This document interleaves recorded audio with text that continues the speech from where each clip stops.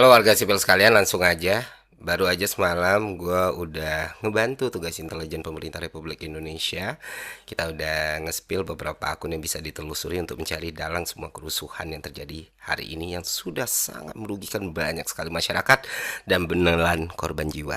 Ya, bukan pemerintah sudah mencari itu ya. Nah, clue-nya Pak, bukan dari asing Pak, dari kekuasaan itu sendiri Pak, dari tamaknya, dari keserakahan, dari rasa sakit hati mungkin, dan rasa ingin lebih kuat dan lebih powerful. Dan Bapak bisa telusuri sendiri dari akun-akun kayak Heraloop, Tekarot 007, Masvel, dan Ndro Chan. Ya, kita baca ya Ndro Chan. Dan buat teman-teman juga bisa pelajari sendiri kenapa yang gue kasih contohnya Twitter, karena kalau di TikTok bisa dihapus gitu aja, bisa hilang gitu aja kan, rata-rata anonim semua ya. Anonim terus pura-pura pakai bendera One Piece gitu ya, Straw Hat gitu, terus tiba-tiba hilang. Tapi kalau di Twitter kan bisa ditelusuri gitu, afiliasinya kemana, siapa yang mereka dukung, siapa yang mereka lawan, dan bagaimana mereka selama ini melakukan fitnah dan doxing kepada orang-orang yang bertentangan dengan mereka. Itu ada tuh siapa sosok yang sering dibela, instansi mana yang sering dibela. Kadang mereka split nih pembelaannya, tapi jelas kok di situ. Dan itulah alasan kenapa akun-akun ini harus diperiksa dan ditelusuri. Kalau memang pemerintah benar-benar pengen tahu siapa dalang semua kerusuhan ini. Selanjutnya, teman-teman, kita semua sama-sama melihat ya hal-hal paling buruk yang bisa kita lihat gitu. Dan kita semua sama-sama bisa melihat semua pihak bermain gitu. Kita melihat entah itu polisi, entah itu TNI, entah itu presiden sekarang, entah presiden yang sebelumnya, entah itu pendukung rezim sekarang, pendukung rezim sebelumnya, atau pendukung orang yang gagal menjadi rezim, semuanya sudah bercampur jadi satu gitu. Tapi yang pasti, dan jadi salah satu tujuan gue juga kenapa gue ngebongkar ini di awal adalah bukan masyarakat, bukan mahasiswa, bukan buruh, bukan koalisi masyarakat sipil, atau bukan gerakan rimpang yang memulai semua kerusuhan ini. Jadi kalau ada pihak-pihak yang mencoba menunjuk tangan teman-teman ini semua, ya udah gugur sendiri, karena apa yang sudah berhasil kita tunjukkan kepada publik. Artinya apa? Artinya di hari Minggu ini ada satu goals yang ingin dituju oleh pihak tertentu. Dan mungkin teman-teman juga udah terinfo ya, karena udah banyak sekali buktinya yang tersebar di sosial media. Tujuan tersebut tak lain tak bukan adalah menciptakan negara dalam kondisi darurat militer. Kenapa ini harus dilakukan? Karena dengan ada darurat militer, banyak hal yang bisa mereka lakukan dan kekuasaan mereka akan semakin melebar. Bukan cuma soal tindakan kekerasan, bukan cuma soal tindakan pengamanan, bahkan penyitaan aset untuk kepentingan negara bisa dilakukan ketika negara berada dalam keadaan darurat militer. Nah, rencana darurat militer ini butuh satu elemen paling penting, yaitu aksi massa yang masif, supaya jadi delegitimasi untuk ditetapkannya status darurat militer.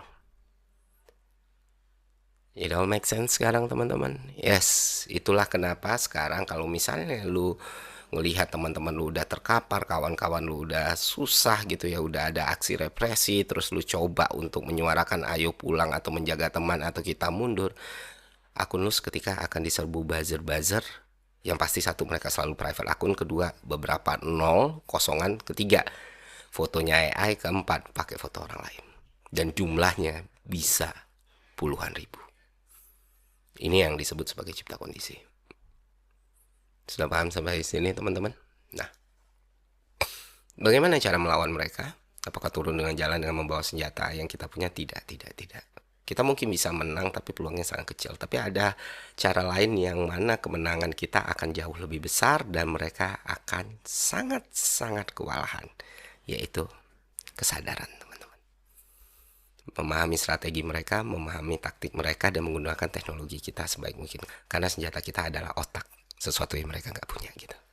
Dan gue berterima kasih sekali ke seluruh teman-teman, seluruh gerakan kolektif yang tiada hentinya saling berinteraksi satu sama lainnya dari kemarin, seluruh teman-teman public figure influencer ya yang tidak capek menyuarakan untuk saling menjaga satu sama lainnya. Kuatkan mental dan hati kalian teman-teman dari serangan-serangan buzzer seperti itu. Cuekin aja, karena kita tahu ya kita melakukan ini untuk keselamatan banyak sekali nyawa manusia.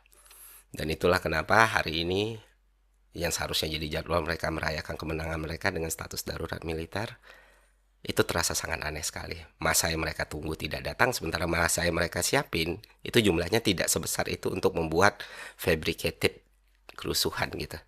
Nggak mungkin kan kalau masanya sedikit mereka bakal halte fasilitas umum untuk membuat semua masyarakat makin marah dan situasi sampai chaos. Jadi kayak dagelan sendiri ya kan.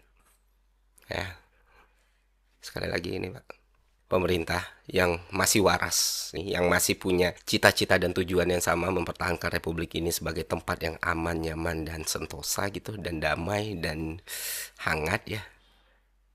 Keputusan dan tindakannya ada di tangan kalian gitu.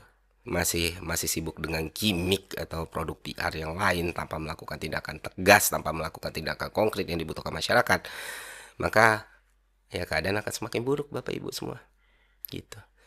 Dan sebenarnya tuntutan masyarakat kan nggak berat-berat amat ya. Pertama, semua rencana lu untuk naikin tunjangan anggota dewan itu batalin aja semua. Mereka sudah melakukan hal yang buruk, ngomong hal yang buruk, dan menciptakan semua kondisi ini jadi semakin buruk. Ya cabut beberapa tunjangan yang mereka punya. Ya anggota-anggota dewan kita yang menyiram minyak ke api, walaupun mereka sudah minta maaf, walaupun mereka sudah mengatakan nana ninu gitu. Gue nggak tahu mereka minta maaf karena menyesal telah menyakiti publik atau karena takut harta kekayaan mereka hilang gitu ya, apapun itu ya, tapi mereka udah minta maaf. Cuman minta maaf aja nggak cukup, sesekali lu tunjukkan jiwa kesatria lu mundur daripada dipecat, lu mundur dari jabatan lu sebagai anggota dewan. Seenggaknya itu sedikit menyelamatkan kehormatan lu, karena lu udah menyakiti pihak yang paling nggak boleh lu sakiti, yaitu masyarakat yang lu wakilin. Masih ada sisa-sisa harga diri, kehormatan, dan keselamatan yang bisa lu simpan. Ketiga, instansi polisi juga harus berbenah gitu. Seperti yang kita ketahui, walaupun kita sering mendapatkan, seperti yang kita ketahui di lini masa banyak juga TNI yang ternyata tertangkap, yang ternyata juga memprovokasi dan lain sebagainya. Itu tidak menafikan atau menegasikan kesalahan fatal yang dilakukan institut kepolisian. Salah satunya yang paling menyayat hati adalah aksi kriminal yang dilakukan kepada Afan, driver online, yang membuat semua masyarakat Indonesia marah. Dan seharusnya jenderal-jenderal bertanggung jawab atas situasi ini. Ditunggu mundurnya Pak. Dan untuk 7 orang tersangka gitu, tolong proses hukumnya setransparan mungkin dan seadil mungkin ya, karena banyak sekali yang mereka sakiti. Janganlah pakai 20 hari, 30 hari langsung penjarain, kalau perlu hukum seberat-beratnya. Inkompetensi, ketidakmampuan, ketidakcakapan instansi Polri kita, yang mana mungkin itu bisa dievaluasi besar-besaran juga ya, penerimaan brimobnya. Jangan dari SMA umur 17-18 tahun yang masuk polisi cuman terobsesi biar bisa halode gitu. Nah ini hasilnya nih, semua kerusuhan ini salah satunya hasilnya dari obsesi halode ini. Anak-anak yang masih membara, masih pada muda jadi anggota kepolisian, disuruh ngalau masa. Inilah yang terjadi, dan inilah yang membakar dan membuat semuanya semakin runyam. Antara kebencian dan kemarahan massa bercampur sama agenda, membuat masalahnya semakin kompleks. Tapi sekarang kita udah paham teman-teman.